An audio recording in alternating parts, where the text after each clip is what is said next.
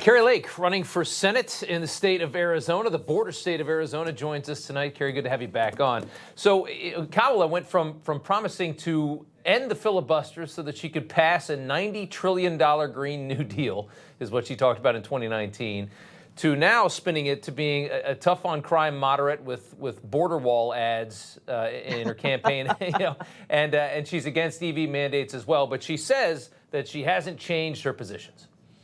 Oh man, they must really think the American people aren't very smart to try to pull this one. I mean, the problem Kamala has going for her is that the American people have been living through her policies, and our lives have become increasingly more difficult, almost unbearable for many Americans. And so the extreme makeover they're trying to pull on this dud of a candidate is it's just not believable. And I'm looking forward to seeing how they craft the editing part of that CNN interview, because CNN's going to try to edit her to make her look good. But as I said, the problem is her record, and her record says it all. Yeah, her record does. It is the one thing that she has going for her is that she has been so absent.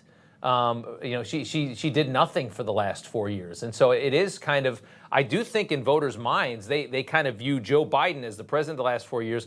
Kamala Harris did nothing. And because she did nothing, it's almost like they do kind of view her as this change candidate. I think people forget that she was in the White House for the last 4 years. Well, and this is the strategy, and this is the warning to all of us that we've got to get out and vote. I mean, they're doing the same thing here in Arizona with Ruben Gallego, an absolute, if you look at his policies, the things he's said and done, it's pure Marxism. And the same thing for Kamala Harris, but nobody really has paid attention to them. Nobody knows my opponent's name. So he's able to come in, even though his track record is a mile deep of Marxist, communist, socialist votes. He comes in because nobody knows his name and tries to redefine himself and say, oh, no, I'm a moderate. So we have to do a good job of letting people know who they really are. And the bottom line is that Kamala and Joe were a pair, and she was, part and parcel to every single disastrous vote, whether it be on the economy, whether it be on the border, opening up the border. She was the border czar, whether it be that disastrous withdrawal from Afghanistan that ended with the lost lives of 13 of our finest in the military. We have to remember what these people are about. And we're really at a crossroads. Are we going to save this great country, our freedoms and liberties? Or are we going to let a bunch of ads, millions of dollars, tens of millions of dollars in ads, make us forget what we've been living through? And that's why it's so important that everybody gets involved and get out and vote in this upcoming election. Yeah, that's well said.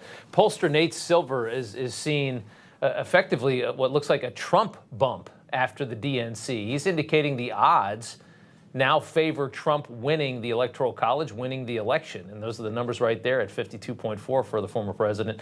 The convention was the most Kamala that Americans had ever seen. And it looks like it actually worked against her. I mean, you usually get a bump after the convention. It looks like Kamala's falling. Well, she's not a very likable person. We also know that she has not shown any competency for the job. And what we saw was a lot of smoke and mirrors at that convention. And now people are going back to reality of saying, okay, another week starts up. How am I going to afford to get through the week? How am I going to afford what I need to get in the kids' school, bags and their back to school clothes and fill their lunchbox with something to eat? Everyone's struggling. So the reality of life is hitting people. I don't put any stock in the polls right now. We have the fake news media pushing a false narrative. We've got the bogus pollsters pushing bad numbers. Some of the polls that are coming out right now are just absolutely absurd, showing candidates up 15 points. I mean, this is craziness. First of all, if those kind of polls were really happening, the Democrats would be pulling their money out. They wouldn't be buying ads. Instead, they're doubling their ad buys. That's how you tell who's winning, where the race is, by how much is being spent on ads. If the Democrats thought Kamala was really up, or my opponent was really up, or you go to Nevada or any of these other states, they would be pulling the ad spending or cutting the ad spending. What's really happening is they're increasing their ad spending by tens of millions of dollars. They know they're in trouble. They know that the sharks are circling. And by the sharks, I mean the American people are circling, going, we want them out, and we want America First common sense policies in.